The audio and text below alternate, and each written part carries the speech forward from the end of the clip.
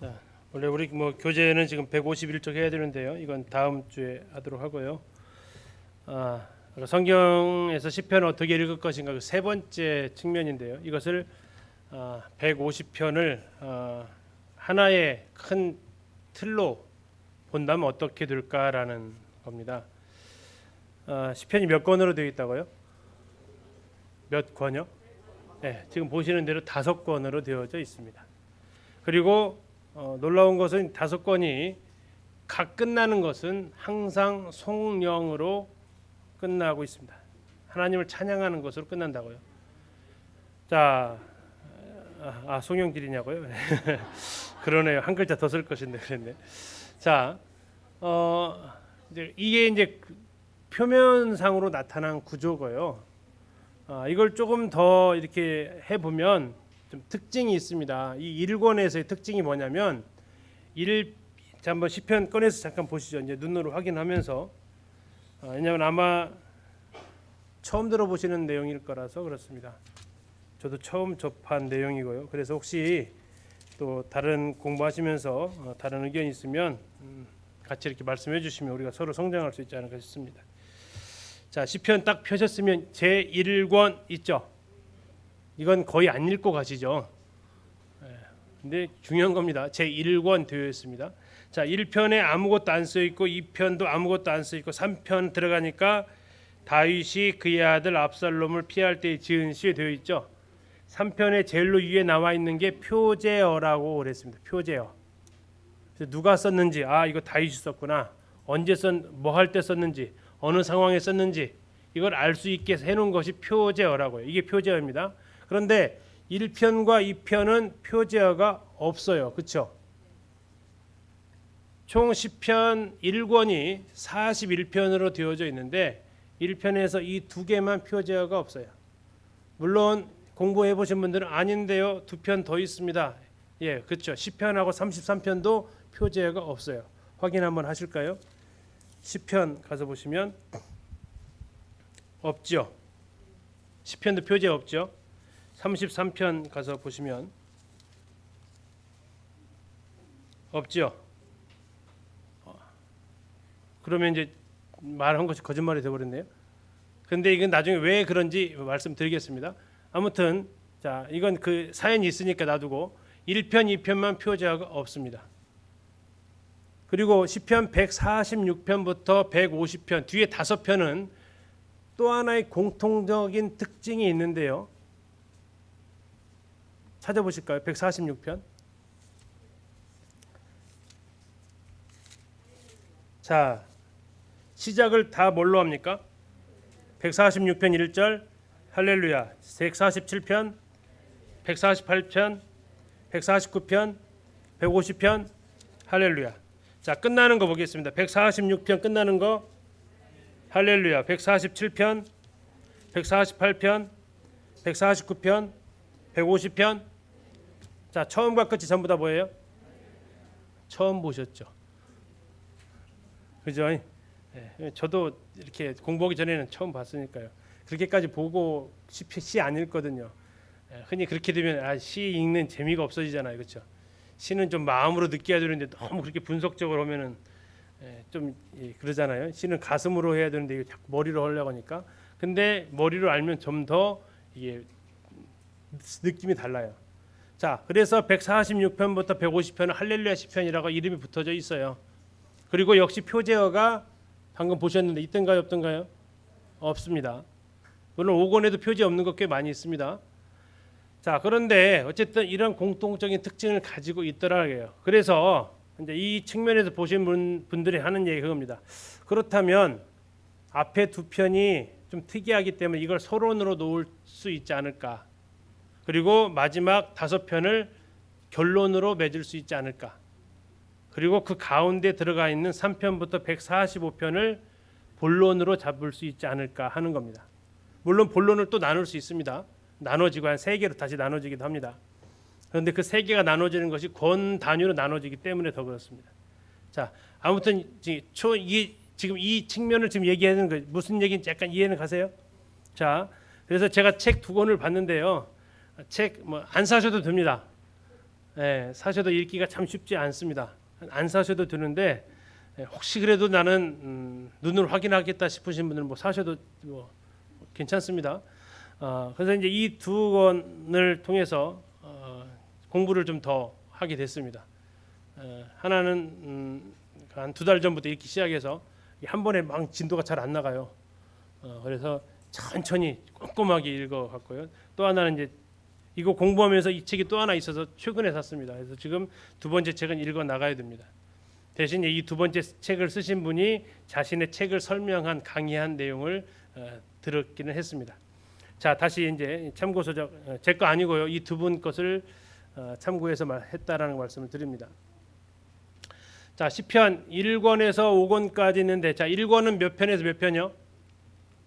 1편에서 41편입니다. 1편에서 42편. 2권은 42편에서 72편입니다. 3권은 73편부터 89편입니다. 4권은 90편에서 106편입니다. 5권은 107에서 150편까지 있습니다.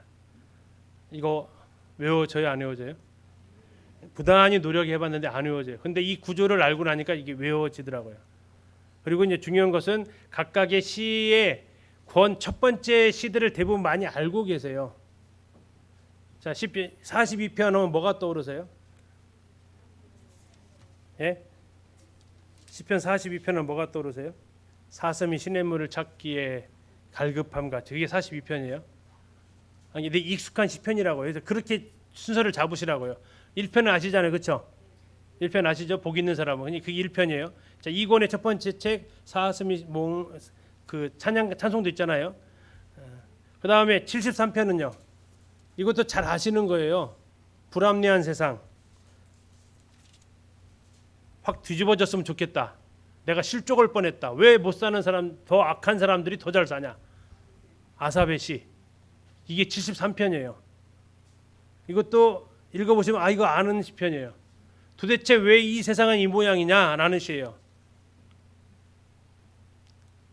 하나님 말씀대로 안 하는 사람들이 더 편안하고 더 잘 살고 아무 일 없고 하나님 말씀 지켰더니 힘들고 고생스럽고 이게 왜 이렇게 됐냐 하는 내용이 73편이에요. 이게 3편의 시작은 73편이에요. 4편 잘 아시잖아요. 그렇죠? 하나님의 사람 모세의 기도. 107편도 잘 아시는 거예요. 한번 가서 보세요. 아나 모르나. 이것도 예배 시간에 가끔 읽는 찬송이에요. 예, 여호와 인자하신 것 인생에 계신 기이한 일을 그를 찬양할지로다. 하나님께 동서남북 각편에서 모으셨다. 하는 게 107편이에요. 그러니까 시작 자체가 우리가 굉장히 익숙한 시편이다. 1편, 42편, 73편, 90편, 107편 끝. 자, 이렇게 시작하는 거 하면 그 뒤에는 나중에 붙이시면 되잖아요. 이제 외우실 수 있겠죠. 자, 그러면 이제 송영이 각 편의 끝에 있습니다. 41편, 72편, 89편, 106편, 150편 끝에 있어요. 이따 송영은 따로 찾아볼 겁니다. 안 찾아보셔도 돼요. 그러니까 이렇게 끝에다가 다 송영을 붙여놨는데 이것도 이걸 편집한 사람들이 다 뜻을 뒀겠다라는 거죠. 일관성 있게 붙여놨기 때문에 그렇습니다. 다음에 아까 말씀드린 서론, 결론 그리고 본론을 이렇게 나눌 수 있겠다라는 겁니다. 자, 문제 제기는 여기서부터 시작을 합니다. 시편은 기도와 찬양을 무작위로 모아놓은 것인가 아니면 분명한 목적을 가지고 통일된 메시지를 위해 의도적으로 편집한 것인가? 여기 출발입니다. 제가 이것은 제가 캡처해가지고 우리 그 통독방에서 올려드릴게요. 사진 안 찍어도 되고 일단 편히 들으십시오. 그냥 그 우리 단톡방에 올려드릴 테니까. 자, 아까 처음 말씀드렸어요. 이게 두 가지예요. 무작위로 편집한 거냐, 목적을 가지고 편집한 거냐. 그래서 어쨌든 1번이라고 했던 분도 좀 계시고 2번이라고 했던 분들이 조금 더 많으세요. 목적이 있지 않겠냐. 특히 이것이 성령이 모으셨다면, 성령님께서 이것을 재편집했다면 목적을 가지고 하셨을 것이다라는 것에서 출발합니다. 시는 우리가 가진 모든 생각과 감정을 드러내줍니다. 그래서 좋아합니다. 그래서 우리는 시편을 통해서 우리 상황에 꼭 들어맞는 적절한 메시지를 듣기도 합니다. 그래서 시편을 좋아합니다. 저도 좋아하고요. 그러나 시편은 결코 개별적인 시를 함께 묶어둔 것만 아닐 것이다. 시편은 통일성이 있고 시편 전체를 흐르는 하나의 포괄적인 목적이 있을 것이다라는 게 이 연구의 전제입니다. 자, 그렇게 하면서 이제 제안한 것이 이겁니다. 시편 1편과 2편을 시편 전체의 서론으로 보는 것입니다. 그 전에도 시편 1편이 이 시편 150편의 서론이다라는 얘기는 종종 있었습니다. 그 이전부터요. 왜 그러냐면 자, 시편은 아까 뭐라고 했습니까? 노래라고 그랬잖아요. 근데 시편 처음 시작이 뭐죠? 1편 1절의 시작이 복 있는 사람은. 자, 근데 이 복 있는 사람은 시 같아요, 지혜 같아요? 지혜서예요. 잠언 쪽이라고요. 잠언도 큰 틀에서는 시가서지만 시가서 이 시편이라면 찬양과 노래면 잘 어울리려면 제 생각에 시편 1편은 제일 처음에 뭘로 시작하는 게 제일 적절할 것 같으세요? 시편이라면. 예, 동일하시네요. 위로가 돼요. 저도 시편 1편이 정말 찬양시면 할렐루야 여호와를 찬양하라부터 시작하는 게 맞다라고 생각을 했어요. 근데 오히려 시편은 그렇게 얘기하지 않고요. 첫 스타트를 복 있는 사람은 이렇게 출발을 한다라는 겁니다. 그리고 이것은 굉장히 의도성을 가지고 있지 않겠냐라는 겁니다. 자, 아까 말씀드린 대로 1권의 모든 시 1편과 2편을 제외한 39편의 시는 표제어가 있다 그랬어요. 그런데 아까 보셨던 대로 시편하고 33편은 표제어가 없어요. 근데 시편 기자를 쭉 연결해서 읽다 보면 9편과 10편이 문맥상 흘러갑니다. 특히 32편, 33편은 누가 봐도 이건 하나짜리다라고 알 만큼 흘러가요. 먼저 그 확실한 것부터 잠깐 한번 보실게요. 시편 32편 11절 보세요. 시편 32편 11절. 자, 처음 시작이 어떻게 됐습니까? 너희 의인들아 여호와를 기뻐하며 즐거워할지어다. 마음이 정직한 너희들아 다 즐거워 외칠지어다. 33편 1절. 너희 의인들아 여호와를 즐거워하라. 찬송은 정직한 자들이 마땅히 할 바다. 느낌상으로 흘러가고 있어요. 그래서 이 시편 32편과 33편은 하나의 시편일 수 있겠다라는 얘기입니다. 그래서 표제어가 따로 두지 않아도 되는 그런 시편이지 않겠냐라고 이야기를 하는 겁니다. 11절과 33장 1절이 동일하게 너희 의인들 하면서 흐름도 동일하게 나옵니다. 다음에 이제 9편과 10편의 문제입니다. 9편과 10편의 문제. 이 9편과 10편의 문제는 9편에서 계속해서 나오고 있는 게 뭐냐면 의인과 악인의 문제가 나옵니다. 그리고 10편에서도 또 의인과 악인의 문제가 나오고 흐름상으로 나중에 할 때 좀 더 보겠습니다. 이렇게 봤을 때 이 두 편이 표제어가 없지만 이것은 쭉 연결되어진 시일 가능성이 크다라고 보는 겁니다. 그렇다면 1편과 2편이 그렇게 안 해도요. 어쨌든 1편과 2편이 좀 독특하다. 출발 자체가. 자, 그리고 말씀드렸던 대로 예전에는 시편 1편만 서론이다라고 잡았는데 요즘 이제 연구되는 거 1편과 2편이 서론이다라고 얘기를 하면서 그 이유가 뭐냐? 자, 다시 시편 1편으로 가셔서 1편 1절의 시작이 뭐였냐면 복이 있는 사람은 이렇게 되어 있죠. 2편 마지막 절 보시겠습니다. 2편 마지막 절. 여호와께 피하는 모든 사람은 다 뭐라고요? 복이 있도다. 그러니까 처음과 마지막이 같으죠. 그래서 이것을 이제 국어 표현법상으로 수미상관법이다라고 합니다. 머리 숫자를 쓰고 꼬리 밑자를 씁니다. 처음과 끝이 서로 연결되어져 있다라는 뜻입니다. 수미상관법. 학교 다니실 때 배웠던 단어인데 오랜만에 듣지 않으셨을까 싶습니다. 자, 양괄식이라고 보통 얘기하는데 양쪽에 되어져 있는 겁니다. 다시 말하면 이 시편을 읽으면 이 복과 연관되어져 있다라는 것을 우리가 생각해 볼 수 있다는 겁니다. 서론이기 때문에 그렇습니다. 그래서 시편 자체가 1편이 시편 전체의 목적을 준다면 2편은 전체 메시지를 주어서 두 개는 연결되어졌다라는 겁니다. 잠시 좀 세부적으로 보면 시편 1편에 이렇습니다. 시편의 첫머리가 복 있는 이렇게 있는 건 아까 말씀드린 대로 할렐루야보다는 이쪽은 지혜의 문학 쪽에 더 가깝습니다.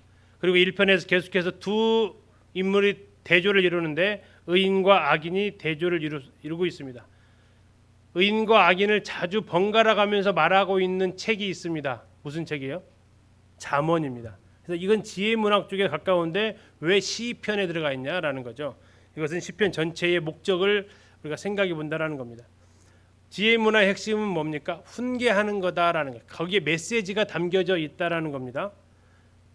거기에 분명히 무슨 교훈을 주기 위한 것을 담고 있다라는 겁니다. 그것이 시편 제일 앞에 있다라는 것은 시편 전체에 그러한 메시지가 흐르고 있겠다라는 겁니다. 자, 시편 1편에서 중요한 것은 여호와의 율법입니까? 여호와의 율법을 묵상하는 것입니까? 예, 묵상하는 것에 더 초점을 두고 있습니다. 그리고 묵상하는 사람에 더 초점을 두고 있습니다. 그래서 복 있는 사람은 이렇게 나와 있어요. 율법보다도 율법을 묵상한 그 사람에 대해서 더 초점을 두고 있다라는 겁니다. 이게 1편에서 눈치채면 안 되는 겁니다. 1편에 제일 중요한 것은 여호와 율법을 묵상한 그 사람. 자, 2편으로 가면 과연 그 사람은 누구냐라는 겁니다. 여호와 율법을 묵상하는 그 사람은 그가 누구냐라는 겁니다. 그게 누굽니까? 왕이라는 겁니다. 왕.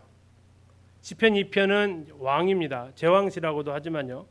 자, 거기 2편을 가서 보시면 하나님을 뭐라고 표현하고 있냐면 하나님을 왕으로서 표현하고 있습니다.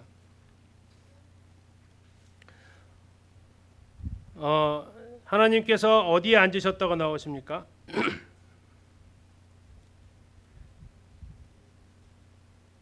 4절 보시면요. 어디 계시다고요? 네, 하늘에 계신 분이다라고 합니다. 자, 하늘에 계신 분이다. 하늘의 보좌에 앉아 계신다는 의미를 가지고 있는데요. 하나님은 왕으로서 하늘나라에서 통치하시는 분이다라는 얘기입니다. 그런데 하나님이 하늘에서 계시는 왕이신데 이 땅은 누가 통치를 하기를 원하시냐면 6절을 보시면 내가 나의 왕을 내 거룩한 산 시온에 세웠다라고 얘기하고 있습니다. 그래서 하나님께서 기름 부음 받은 자를 통해서 이 땅을 다스리기를 하나님께서 원하신다라고 지금 말씀을 하고 있습니다. 자, 그래서 하늘의 왕 하나님이 인간 세상을 통치할 때 그의 기름 부음 받은 자, 세 글자로 메시아입니다. 메시아를 통해서 이 땅을 통치하기를 원하신다라는 겁니다. 그런데 그때의 반응이 어땠느냐? 2절입니다. 세상의 군왕들이 어떻게 했다고요? 나서는다는 게 뭐예요? 거기에 그 하나님의 이 지시에 따랐다는 거예요? 반항했다는 거예요? 반항했다라는 겁니다. 세상의 군왕들이 나서며 관원들이 서로 껴하여 여호와와 하늘의 왕입니다. 그 다음에 누구요? 그의 기름 부음 받은 자. 이게 누구죠? 메시아 아니면 인간 왕입니다. 자, 왕한테 뭘 부었죠?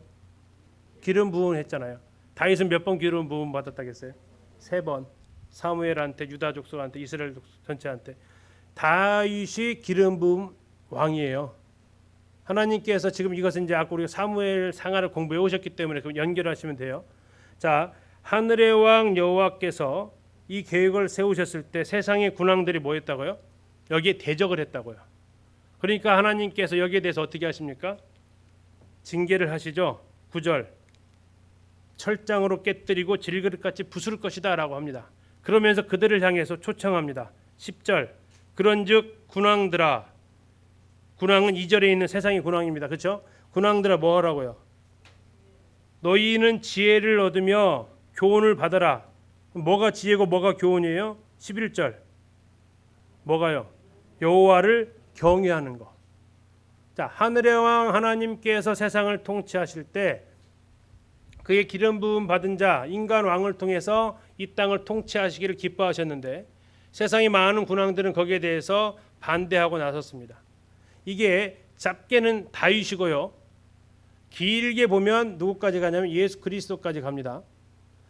그래서 아까 말씀드린 대로 이 메시아 시편이 2편이라고도 하는데요. 자, 여기에서 이제 7절을 보시면 이렇게 말씀합니다. 7절. 내가 여호와의 명령을 전하노라. 여호와께서 나에게 이르시되 뭐라 하겠습니까? 너는 내 아들이라. 오늘 내가 너를 낳았도다. 자, 이게 무슨 뜻이에요? 예, 하나님의 아들이 어떻게 등장할 거라고요? 사람의 아들로 태어날 것을 얘기하고 있습니다. 성육신한다라는 내용입니다.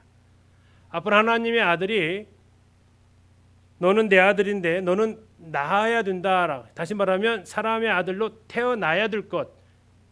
예수님으로 말하면 다시 말하면 말씀이 육신이 되는 성육신을 지금 말씀하고 있는 겁니다. 자, 이렇게 길게는 예수 그리스도까지 가요. 짧게는요. 다윗 왕이라고요. 기름 부음 받은 왕. 사울은 아니고 다윗입니다. 자, 그러면서 하나님께서 이제 여기에 반항하는 사람들은 하나님을 경외함으로 그 앞에 무릎 꿇고 그 손에 뭐 하라고요? 입맞추라고 얘기합니다. 12절이죠. 그의 누구에게? 아들에게 입맞추라. 짧게는 다윗이고 전체 더 본래적인 의미로 가면 예수 그리스도에게 입맞추는 게 뭐 하는 겁니까? 항복의 표시입니다. 졌다라는 겁니다.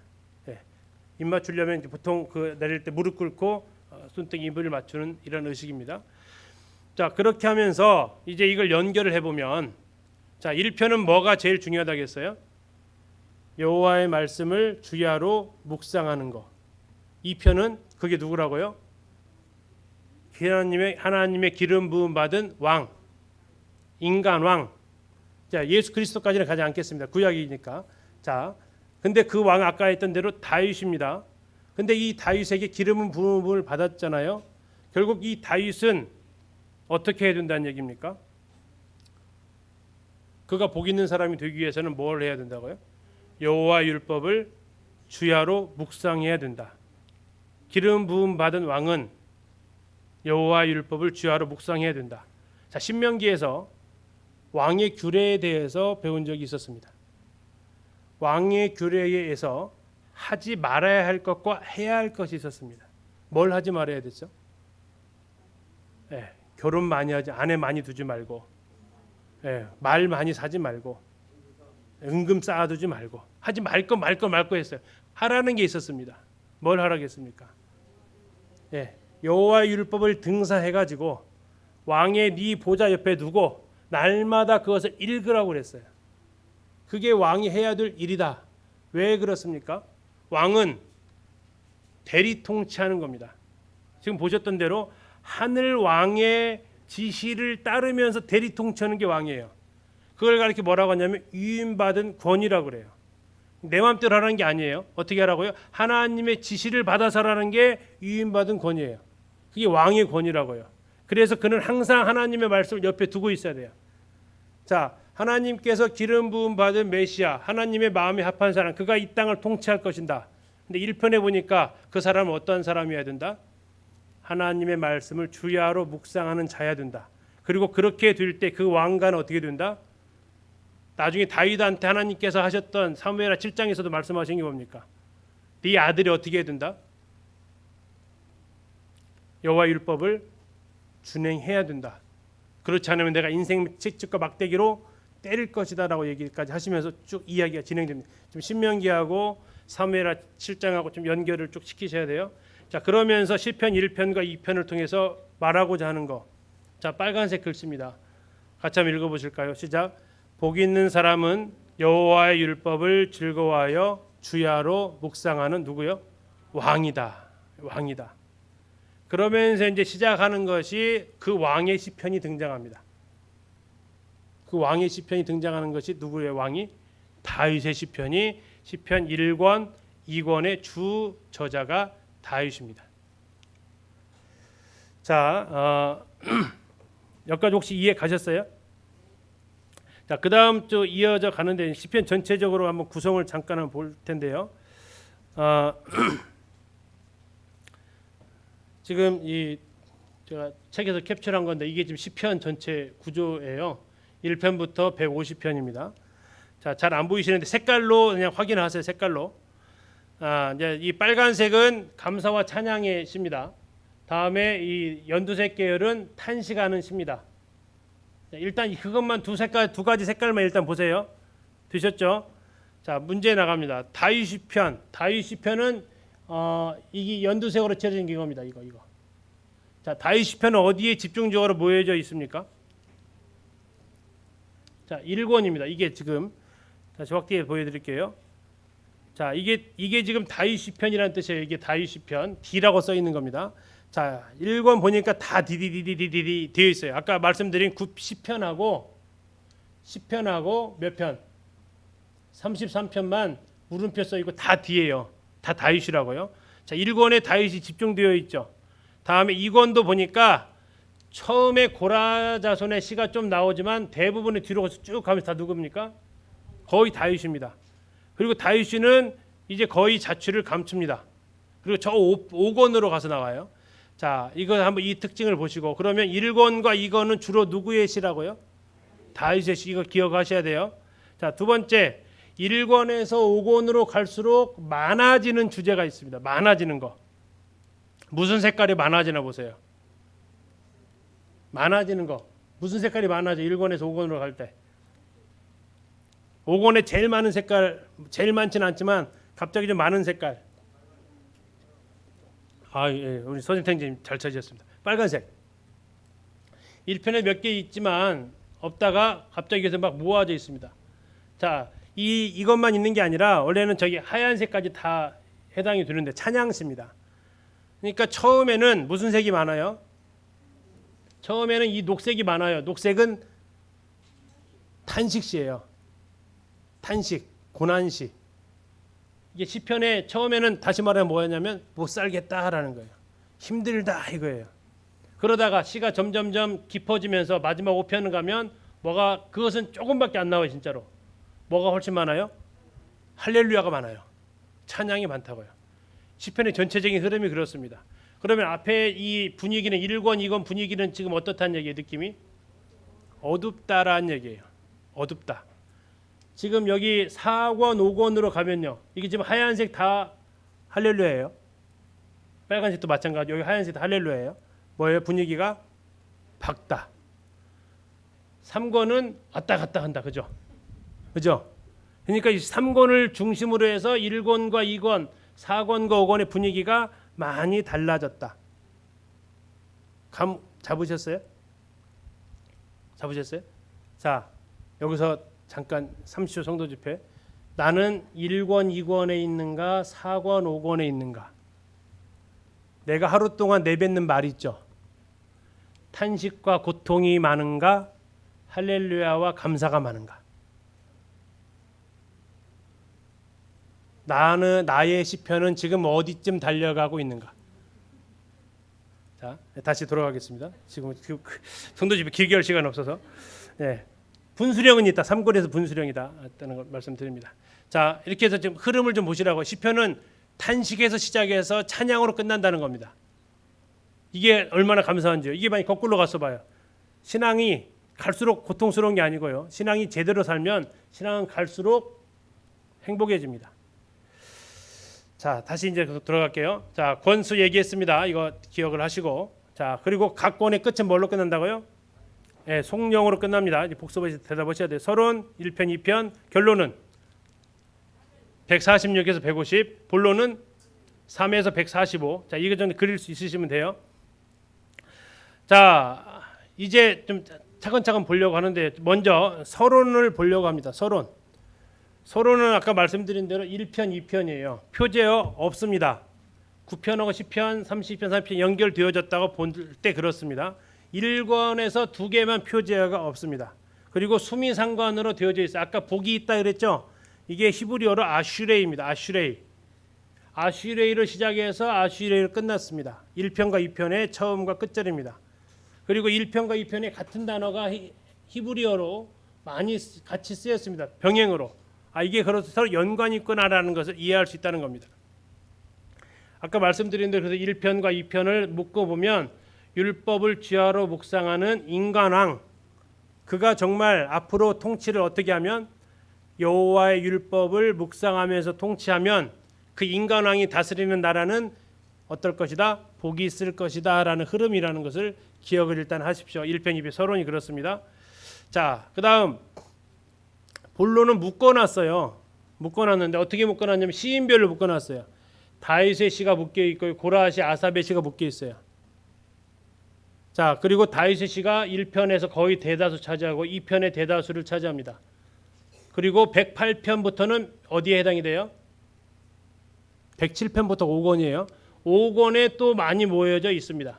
그리고 이제 101, 103, 4권에 해당되는 거 2개 나오는데 주로 다윗은 1, 2권, 5권에 모아져 있다. 자, 이거 나중에 흐르면서 같이 기억하시면 됩니다.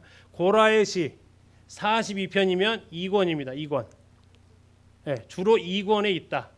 아삽의 시 73편부터 시작합니다. 주로 3권에 있다. 그러면 고라와 아삽의 시가 풍기는 그 이미지가 있다라는 겁니다.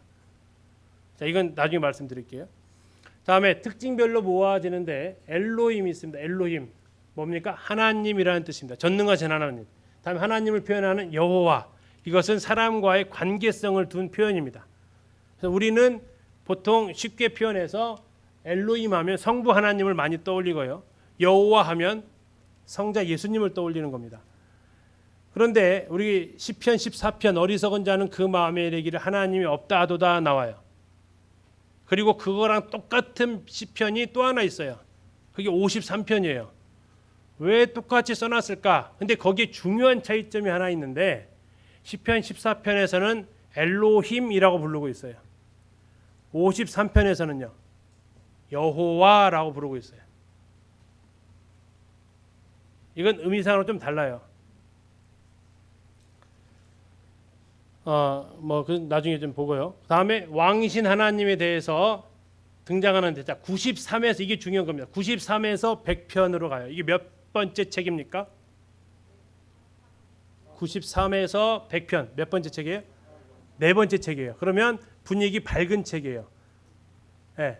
이것은 다 미리 얘기합니다. 이 뒷부분은 자 여호와와 해당되는 내용이에요. 다시 말하면 1편과 2편은요. 인간왕입니다. 인간왕. 누구? 다윗. 네. 인간왕 다윗이 왜 그렇게 고통과 부르짖음이 많을까요? 율법대로 준행했다고요? 안 했다고요. 그러니까 아까 보셨던 대로 그 고통시가 탄식시가 많다니까요. 얼마나 힘들어하는지를 1편과 1편에서 계속 보여주고 있어요. 인간왕이 얼마나 고통스러워하는지를 그의 통치가 얼마나 힘든지를 보여주고 있다고요. 그러다가 3편으로 갑니다. 3편으로 가면 3편에서는 아사베 시가 나오는데 아사베 시 73편이 딱 뭐라고 나와 있어요? 이 세상이 어떻다고요? 불합리하다라고 합니다. 악인이 더 잘 산다. 악인이 더 편안하다. 불합리하다. 왜 불합리합니까? 1권, 2권에서 지금 어떤 상황이라고요? 인간왕이 여호와의 율법대로 준행을 했어요, 안 했어요? 안 했어요. 자, 여기서 말하는 인간왕은 다윗 왕조를 얘기합니다. 아까 이 시편을 모은 사람이 누구라고요? 포로 시대에서 돌아온 사람들이라고. 그 사람들이 왜 포로로 잡혀갔어요? 하나님 말씀대로 안 해가지고 망했잖아요. 그들이 지금 돌아오면서 지금 바라보는 거예요. 왜 우리가 이 상태지? 인간 왕들이 다 망해버렸잖아. 다윗과 그의 자손들이 어땠어요? 다 하나님 말씀과 관계없이 살았잖아 라고 얘기하는 거죠. 나중에 열왕기서를 보면 요시아가 성전 개혁하면서 거기서 율법책을 그때 예산을 발견해요. 그럼 여태까지 어떻게 통치했다는 얘기예요? 말씀과 관계없이 살았다는 얘기. 말씀과 관계없이 통치. 인간왕이 실패했다라는 거예요. 1편, 2편은 1권, 2권은 인간왕이 실패했다라는 얘기예요. 3권은 그것으로 인해서 뭐했다? 망했다라는 얘기예요. 나라가 이렇게 불합리하게 되고 3권도 이렇게 구조가 있습니다. 망했다라는 얘기예요. 나라가. 그런데 할렐루야 감사한 것은 이제 누가 다스리신다? 네, 하나님이 다스리신다. 왕이신 하나님이 다스리신다. 실패하지 않는 왕이신 하나님이 다스리신다. 그래서 시편 5권에서는 어떻게 해요? 하나님께 찬양과 감사를 올려드립니다. 이렇게 시편이 이어져 간다라는 겁니다. 그래서 5권에서 뭐가 나옵니까? 찬양시가 나오죠. 저기 하나 성전에 올라가는 노래가 나고요. 할렐루야 찬양시가 나와요. 그래서 뒤로 가는 것은 굉장히 밝아요. 4권, 5권은 하나님 왕이 통치하신다. 1권, 2권이 그렇게 슬펐던 이유가 뭐예요? 인간 왕이 하나님 말씀과 전혀 반대되는 쪽으로 통치했다. 3권의 분수점은 뭐라고요? 그랬더니 나라가 엉망이 되고 망해버렸다. 4권에서 하나님이 통치하신다. 아까 말씀드렸어요. 왕이신 하나님이 통치하시는 히브리어로 여호와 말렉시라고 합니다. 몰렉이라는 단어로 들어보셨죠? 그게 왕이라는 뜻이에요. 그래서 이 하나님께서 통치하시는 나라가 되니까 그게 4권이에요. 네 번째 책. 그리고 5권에서 하나님을 찬양한다라는 얘기입니다. 자, 본론 다시 지금 방금 말씀드린 겁니다. 본론을 5개로 나누면 1, 2권, 3권, 4, 5권 이렇게 나눌 수 있겠다라는 겁니다. 자, 1, 2권은 뭐냐면 1권과 2권의 인간 왕입니다. 자, 놀라운 것은 시편 3편이 시작이 뭐부터 나오냐면 다윗이 누구한테 쫓겨난다고요? 압살롬. 압살롬이 왜 지금 다윗을 잡으러 온 거예요? 뭐 들려고? 왕 들려고. 자, 인간왕은 뭐부터 시작을 해요? 쟁탈전부터 시작을 해요. 그리고 이스라엘 역사를 쭉 보면요, 서로 죽이고 죽이는 역사가 계속 이스라엘 남유다 마찬가지. 계속 인간들은 왕이 쟁탈전을 가지고 싸워요. 서로 왕이 되려고 싸워요. 그러니까 탄식과 고통과 부르짖음이 난무할 수밖에 없죠. 근데 가까스로 72편에서요. 72편은 솔로몬의 시라고 나와 있어요. 솔로몬의 시라고 나와 있는데 흐름상을 보면 다윗이 솔로몬에게 지어준 시 같아요. 자, 잠깐 한번 찾아볼게요. 72편 가서 보시면 72편 1절 한번 보시겠습니다. 72편 1절 읽겠습니다. 시작. 하나님이여 주의 판단력을 왕에게 주시고 주의 공의를 누구에게? 왕의 아들에게 주소서. 자, 지금 누구까지 생각하고 있어요? 왕의 아들까지 생각을 하고 있다고요. 왕의 아들. 그래서 이 다윗의 이 시가 이 솔로몬까지 왕위가 넘어갔죠. 그렇죠? 이게 근데 아까 보셨던 대로 단일 왕국의 마지막이에요. 솔로몬 이후부터는 나라가 어떻게 돼요? 분열되면서 아까 이해 가시는가 보면 1권, 2권이 인간 왕이 이제 백성들한테 도리어 뭘 주었어요? 복이 아닌 고통만을 안겨주는 결과를 가져옵니다. 자, 그리고 3권에서 아까 보셨던 대로 73편의 표현이 세상 정말 엉망이다. 89편까지 그렇습니다. 그래서 결국 89편은 나라가 89편 잠깐 가실게요. 자, 3권의 마지막 책이 89편입니다.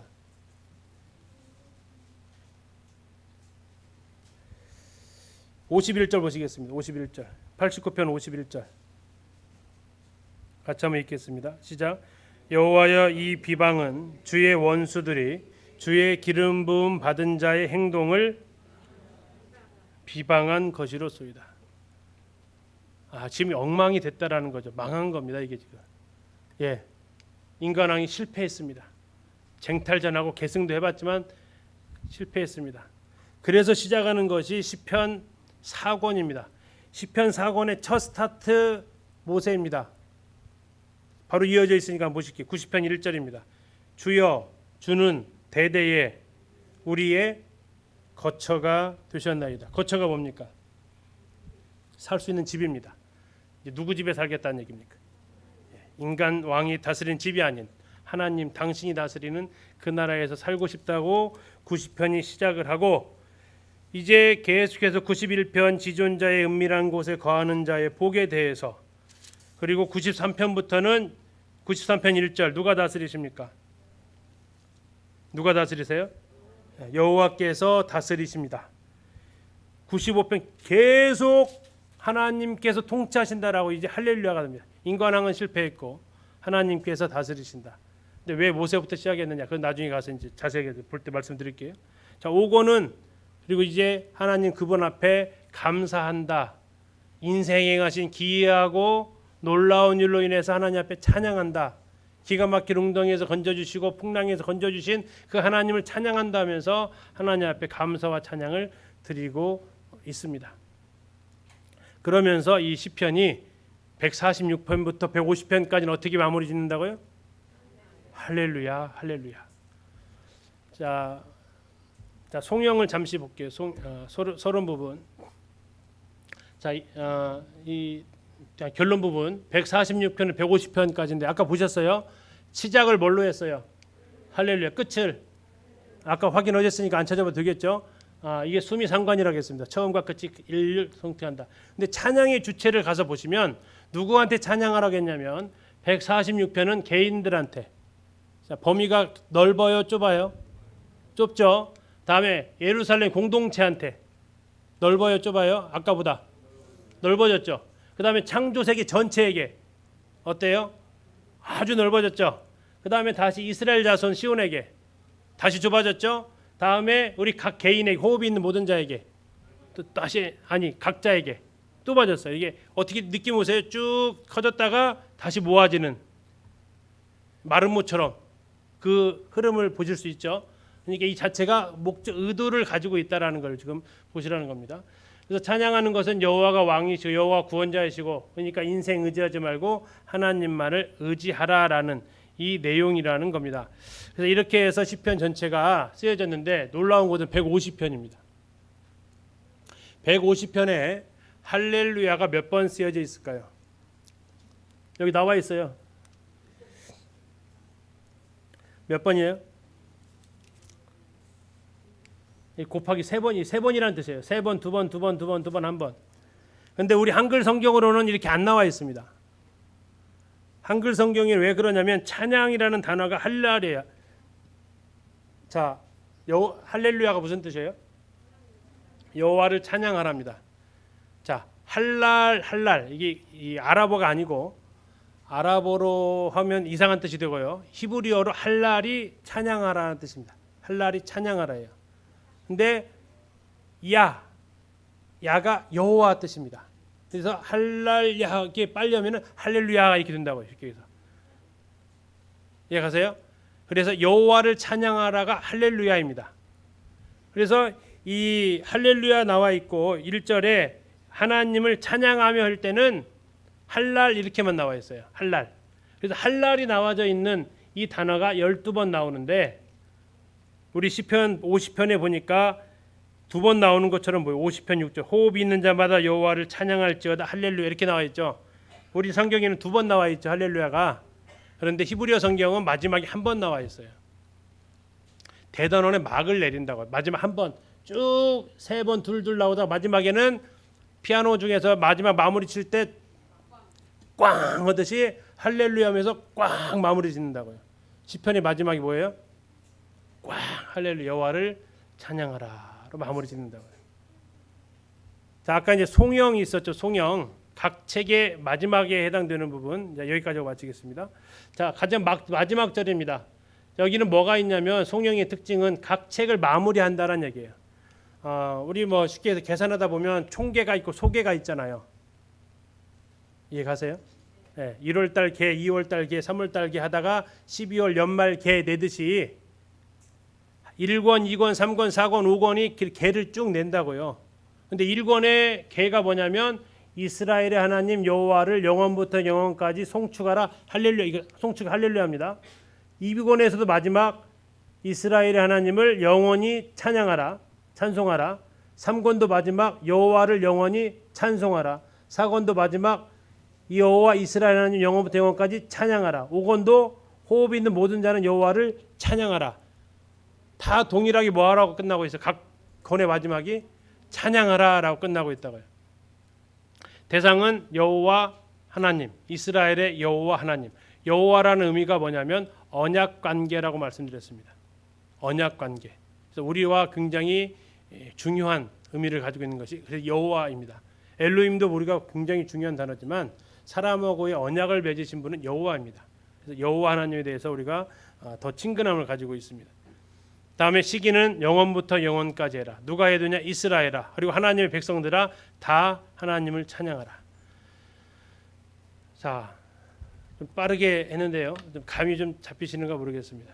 자, 시편의 전체적인 통권으로 봤을 때 1, 2편이 서론, 146에서 150이 결론, 그 가운데를 본론으로 잡으면 1, 2편을 통해서 하나님께서 하고자 하시는 메시지는 하나님은 인간 통치를 기름 부은 받은 자를 통해서 하시려고 했습니다. 그가 여호와의 율법을 즐거워하여 주야로 묵상하며 통치하기를 바랐습니다. 위임받은 통치자로. 그런데 인간 왕은 시작부터 시편 3편부터 왕이 쟁탈전으로 시작을 합니다. 출발이 그러니 우리말에 싹이 노랗습니다. 그리고 들송 부른 나무는 떡잎부터 하는데 떡잎이 영 아닙니다. 아니나 다를까 1권 2권 아까 보셨지만 주로 무슨 시가 많다고요? 탄식시가 많습니다. 애가시가 많습니다. 인간왕이 하나님 앞에 실패합니다. 3권은 그래서 인간왕이 다스리는 나라가 엉망이 되어버렸습니다. 부조리가 가득하고 오히려 비방받는 나라가 되어버렸습니다. 이제 하나님은 더 이상 인간왕이 아닌 하나님 그분이 통치하십니다. 하나님 그분께서 통치하십니다. 할렐루야 하면서 마무리가 하나님 앞에 찬양과 감사의 시로 마무리가 되어집니다. 그리고 마지막 5편에서 할렐루야 할렐루야, 오직 우리가 할 수 있는 것은 할렐루야 할렐루야 하면서 하나님을 찬양하면서 마무리가 되어집니다. 우리의 삶의 흐름도 그와 같습니다.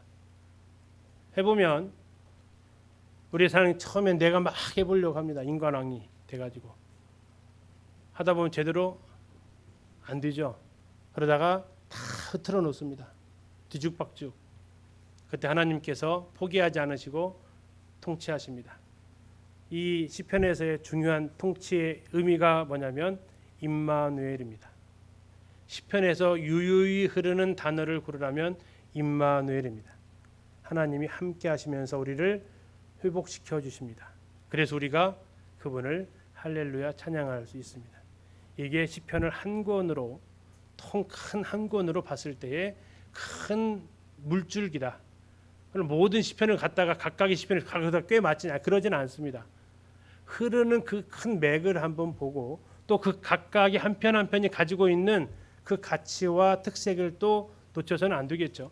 그러나 우리가 하나의 큰 빅피처를 좀 그려볼 수도 있지 않을까. 오히려 이게 더 한편으로는 우리가 놓치지 않을 수 있지 않겠나 하는 것들을 생각하면서 아무튼 이렇게 주님께서 여러 가지를 주셔서 이렇게 좀 그려보게 되었습니다. 혹시 이제 다른 의견 있으신 분들은 뭐 얼마든지 같이 이렇게 우리가 토론하면서 하셔도 뭐 좋겠습니다. 형님 기도해 주시고 지금 마치도록 하겠습니다.